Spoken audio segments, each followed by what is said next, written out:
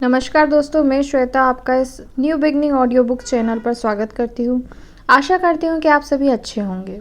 अभी हम पढ़ रहे हैं भीतर और बाहर से सुंदर नामक पुस्तक, जिसकी लेखिका है श्रीमती शिल्पा दीनाकरण। आगे बढ़ने से पहले मेरी आप सभी से रिक्वेस्ट है, अगर ये ऑडियो आपको पसंद आए तो लाइक ज़रूर कीजिएगा। जो लोग ज़िंदगी की भागदौड़ और समय की कमी के कारण बुक्स नहीं पढ़ पाते हैं, उनसे शेयर भी ज़रूर कीजिएगा। और हाँ, सब्सक्राइब करना ना भूलें, जिससे आप किसी भी पार्ट को मिस ना करें। तो आइए आगे पढ़ते हैं। आनंद का फल। मन का आनंद अच्छी औषधि है। क्या आपको मालूम है कि मैंने यह पद क्यों चुना है? क्योंकि इसमें औषधि शब्द आया है। मुझे मेरे व्यवसाय से इतना ज़्यादा प्रेम है। कई लोग मुझसे पूछते हैं कि मैंने चिकित्सा शास्त्र क्यों चुना। मैंने चिकित्सा शास्त्र ही क्यों चुना जब मैं कुछ सरल विषय पढ़ सकती थी और ज़्यादा आराम से जीवन जी सकती थी। पर जैसा उपरोक्त पद कहता है, जब भी मैं किसी मरीज़ का इलाज करती हूँ, मेरा हृदय आनंदित हो जाता है और यही मेरी दवा है। यह सब इसलिए है क्योंकि मैंने अपने जीवन में परमेश्वर की बुलाहट को सुना और उस मार्ग पर चलने का निर्णय लिया जिस पर वह चाहता था मैं चलूं। यद्यपि मैं जानती थी कि यह कठिन होगा। अपने जीवन में परमेश्वर की बुलाहट को माने, चाहे वह कितनी भी कठिन हो। ऊंच नीच तो आएगी, पर यह यात्रा लाभकर होगी। कभी कभी चीज़ें वैसी नहीं होगी जैसा आप चाहते हैं, पर कोई बात नहीं, क्योंकि वह हमेशा आपको सबसे उत्तम चीज़ देगा। आपको कैसे मालूम होगा कि यह परमेश्वर की इच्छा है? बस उसके लिए प्रार्थना करें, परमेश्वर से उसके विषय में पूछें और बात करें, वह अवश्य उत्तर देगा।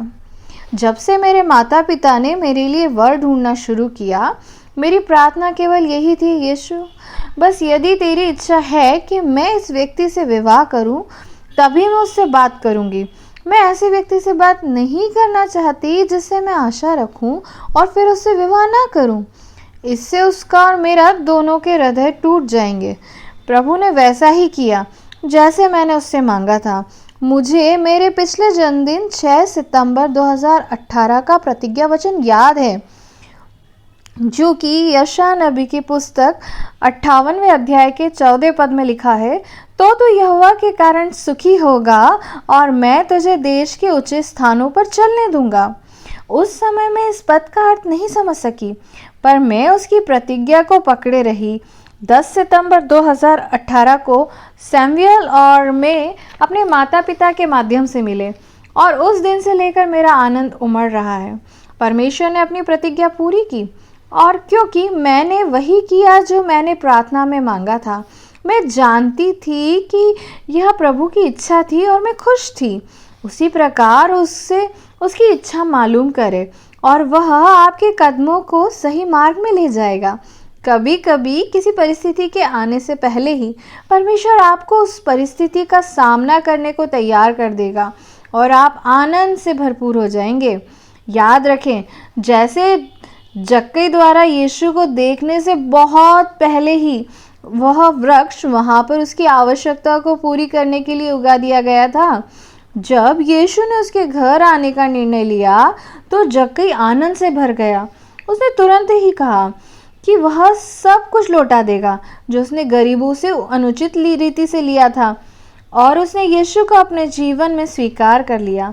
जब आप अपने जीवन में उसकी इच्छा को पूरा करते हैं, आपका हृदय आनंद से भर जाता है और वह आनंद उभरने लगता है।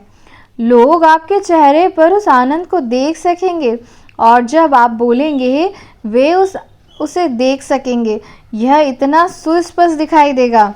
जब मैं बच्ची ही थी तो मैं पूरा मुंह खोलकर मुस्कुराती थी और मेरे सारे 32 दांत दिखाई देते थे। मेरे मित्र मेरा मजाक उड़ाते थे क्योंकि मैं मुस्कुराना बंद ही नहीं करती थी। क्योंकि मेरे अंदर प्रभु का आनंद है, मैं इस कम मुस्कुरा ही नहीं सकती थी। यह हमेशा 32 दांत वाली मुस्कुराहट ही होगी। परमेश्वर आपके लिए भी ऐसा ही करेगा जब आप प्रभु के आनंद से भरे होंगे। मुझे मेरे स्कूल की अंग्रेजी पुस्तक की एक कहानी याद है, जिसमें आनंद की तितली से और प्रसन्नता की तुलना पतंगे से की गई थी। एक तितली के जीवन में बदलाव आते हैं और वह एक अंडे से इल्ली और फिर कोश और फिर एक सुंदर तितली में बदल जाती है। ऐसा ही होता है जब आप अपने जीवन में उसकी इच्छा के अनुसार चलते हैं। आपको शायद कठिनाइयों में से गुजरना पड़े, किंतु अंत हमेशा सुंदर तथा आनंदमय होता है। दूसरी ओर पतंगे केवल रात को ही सक्रिय होते हैं और सुबह तक वे मर जाते हैं। वे अधिक समय तक नहीं जीते।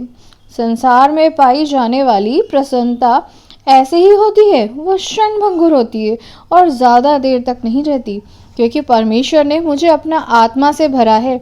मैं जीवन की छोटी से छोटी चीज़ों में भी, जैसे मेरे पति का मुस्कुराना देखकर, मेरे घर लौटते ही मेरे कुत्ते कॉफ़ी को दौड़कर मेरे पास आते देखकर, किसी परदेशी को किसी भी प्रकार से खुश करने में आनंद पाती हूँ। आप भी जीवन की छोटी से छोटी चीज़ों में आनंद पाएंगे। चाहे आप चारों ओर संसार की अस्त व्यस्त हो, सब कुछ गलत हो रहा हो, पर क्योंकि प्रभु का आत्मा आपके अंदर है, आप इस अस्त व्यस्तता में भी आनंद पाएंगे। नेहमिया 8वें अध्याय के 10वें पद में हमें बताता है, क्योंकि यहोवा का आनंद तुम्हारा दृढ़ है। एक बड़ी गोल नारंगी की कल्पना करो। मैं नहीं समझती कि किसी को नारंगी पसंद नहीं होगी। एक नारंगी के समान बने, चमकीले और अपने जीवन से आनंद की चमक फैलाते रहें। प्रभु आप सभी को आशीष देवे।